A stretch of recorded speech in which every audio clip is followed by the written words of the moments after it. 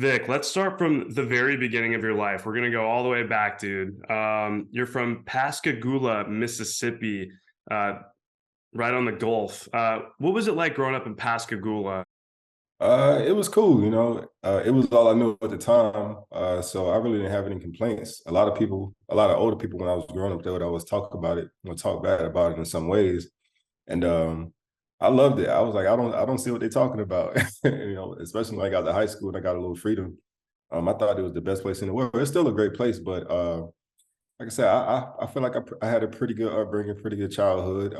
It's a blue collar town, so everybody works at either Chevron or Northrop Grumman or even the small tourist industry that we have. But like I said, overall, man, it was a good experience. It's a nice little place to live and grow up and raise a family.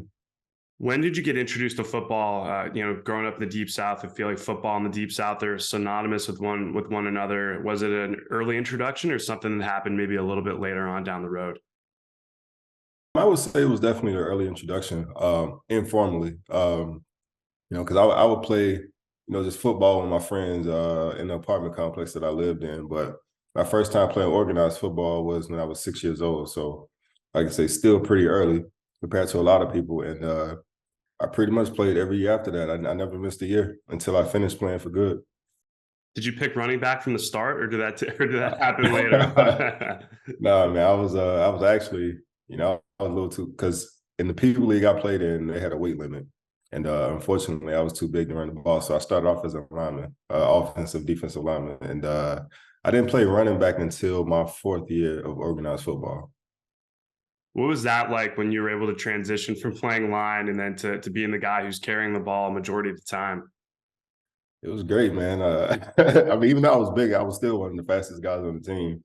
I just couldn't run the ball because of the weight restrictions. But um, whenever I was finally able to start running the ball, man, I was lighting it up. I was scoring 3 or 4 touchdowns a game. So, I never looked back after that. Was being a professional athlete something that was on your mind as a little kid, as well as being an engineer, or like what did you want to be when you got older? I think that's the $1 million question here.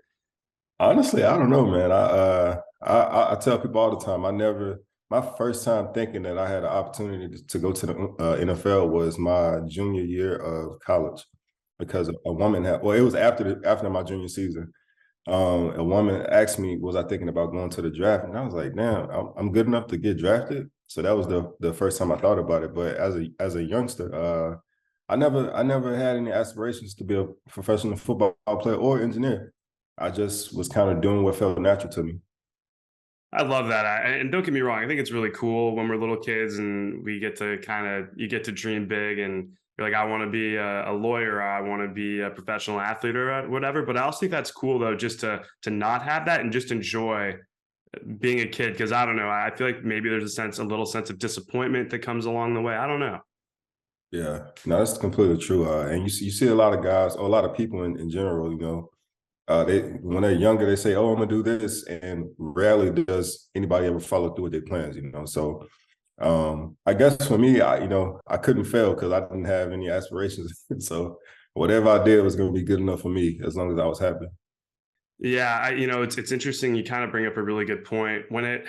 I guess from your perspective, how important is it to not have such a concrete idea of what you want to do with your life? Because as you know, and you know probably better than anyone else, that life can change in an instant and you could be on one path and then all of a sudden you're diverted to something else. So how important is it to not stay so fixated on that path? I wouldn't say that it's not important. I would definitely. So I mean, I think it kind of worked out in my favor, but for most people, I feel like you need that guiding star, you know what I'm saying? Because a lot of times, especially if you grow up in certain environments, you need something to aspire to be. So if you aspire to be nothing, if you don't have any aspirations, you might fall into some of the traps that, you see other people around you falling in. So to have, like I said, something to look forward to, at least something to, get you around different types of people that think different ways, I think is important. But like I said, for me, I just did what felt natural to me, and I wasn't a bad kid. So luckily, I didn't fall into a lot of those traps. I love that, man. So you start playing running back in high school. What was that experience like? Once you started to get a little bit of attention. Anybody that like knows my football story, and from starting from high school, they know it's like I didn't get any love really until my senior year of football because I had another guy in front of me named Jonathan DeFlanders. That's my boy. He was and he was, rightfully so, the starter. He was awesome. He I think our sophomore year in 8 games, he had like 1,500 yards or something like that. So yeah, we was lighting it up. He was lighting it up, So I had to get in while I fit in, So um but my senior year, we switched our offense, and I had my times, where I had a little shine, but my senior year is when I really started getting some notoriety because I actually moved a slot receiver. It was like a slot receiver slash running back type position. So that was the only way I can get on the field, and I took advantage of it.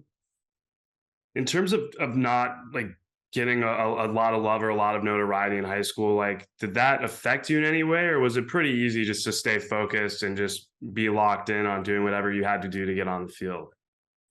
No, it definitely affected me because I felt like I was just as good or better than not, than anybody else on the Mississippi Gulf Coast. But it affected me, but it also made me work harder because I wasn't getting the notoriety. But my coach told me it was one weekend in my area. They always come out with this thing. Well, they used to come out with this thing called 12 Most Wanted, and it was the 12 highest recruited guys on the Gulf Coast. And I wasn't, in that conversation. And he called me and he told me, the cream always rises to the top, And so, I mean, I really didn't know what he was talking about then, but it made perfect sense now. Well, it's interesting. It's almost like if you just stay focused to your craft, and of course, I mean, obviously that the no love, I think is going to affect all of us, right? I don't think anyone's immune to that, but it's almost, I like that saying, the cream always rises to the top, because if you just stay focused, your work's eventually going to show up and show out. Yeah, if you're good enough, because sometimes people think they're the cream, but yeah, not so much.